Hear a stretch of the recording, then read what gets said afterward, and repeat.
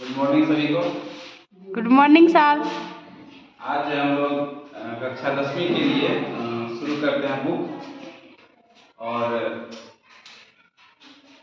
इसमें हम लोग दो चीज पढ़ेंगे। एक संस्कृत में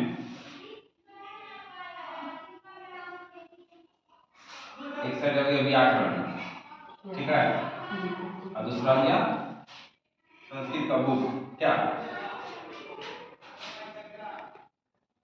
बुक में भी जो है ना दो भाग है बुक के, ठीक है।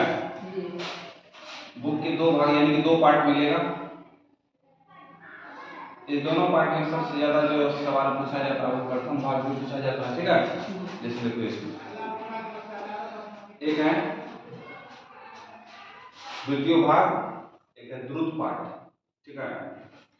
इसमें सबसे ज्यादा प्रश्न कहाँ से पूछा जाता है? प्रथम भाग से। इसमें जो है टोटल तुम लोग को चैप्टर मिलेगा। जैसे तुम लोग का बुक का जो नाम होता है प्यूसम, ठीक है। प्यूसम का अर्थ क्या होता है? प्यूसम का मतलब होता है अमृत, ठीक ना। प्यूसम का मतलब अमृत। इसमें टोटल 14 चैप्टर है, ठीक है। कितना चैप्टर है? 14। जिसमें कि संस्कृत में कोई भी चैप्टर शुरुआत होता है ना तो उसमें पहले ईश्वर का उसमें क्या किया जाता है?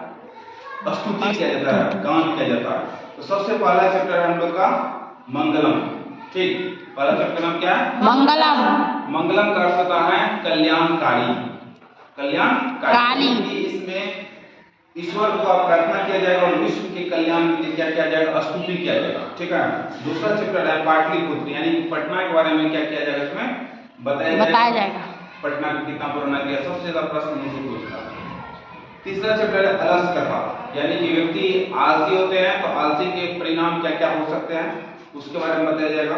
चौथा चैप्टर है संस्कृत साहित्य लेखिका, यानी कि संस्कृत साहित्य में कौन कौन सी लेखिका या लेखिका मतलब क्या हो गया? जो महिलाएं हैं, महिलाओं ने क्या क्या योगदान दिया है इसके बारे में जानेंगे। पांचवा चैप्टर है भारत महिमा, यानी कि हम लोग जिस देश में रह रहे हैं ना इसी के बारे में बताया जाएगा। अगला चैप्टर छठा चैप्टर है भारतीय संस्कार। हम लोग जो रहते हैं ना संस्कार, हम लोग सभी लोग क्या करते हैं? संस्कार सीखते हैं। संस्कार जैसे कि हम लोग किस तरह से बैठते हैं, किस तरह से रहते हैं, किस तरह से किसका रिस्पेक्ट करते हैं, सब संस्कार में आता है, ठीक। सातवां चैप्टर है नीति श्लोक। नीति मतलब होता है नियम। तो नियम क्या क्या है हम लोगों के लिए ये सब पढ़ेंगे। इसके अलावा आठवां चैप्टर होगा कर्मवीर कथा। एक कर्मवीर नाम का बालक रहेगा और उसी के बारे में हम लोग जानेंगे। वो किस तरह से किस बहुत ही छोटे निम्न फैमिली में जन्म लेकर के वो बहुत बड़ा व्यक्ति बन जाता है। नवा चैप्टर है स्वामी दयानंद। स्वामी दयानंद सरस्वती, इसके बारे में हम लोग जानेंगे कि इन्होंने अपने जीवन में क्या क्या योगदान दिया और हम लोग के लिए क्या क्या योगदान दिया, समाज जो इतना आगे बढ़ा।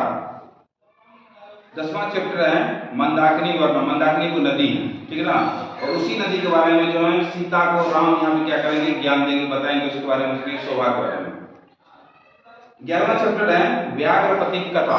एगो बाघ रहेगा और एगो पथिक रहेगा। बाघ के पास सोना का कंगन रहेगा, उस कंगन के लोग वो पथिक आएगा, अंत में उस पथिक को मारने के बाद खा जाएगा। तो वो जानेंगे कि हम लोग के जीवन में उसका क्या प्रभाव पड़ता है। अगला है 12वां चैप्टर है कर्ण के बारे में। कर्ण, दानवीर कर्ण का नाम सुनिए ना महाभारत में। तो कर्ण के बारे में जानेंगे। कर्ण जो किस तरह से अपना जीवन का अंतिम जब तक वो जिए थे ना उसके दरबार में जो भी आते थे कभी भी किसी को खाली हाथ लौटाते नहीं थे। कुछ ना कुछ जो तुम मांगो उसको जो रहता था वो जरूर उसको दे देता था।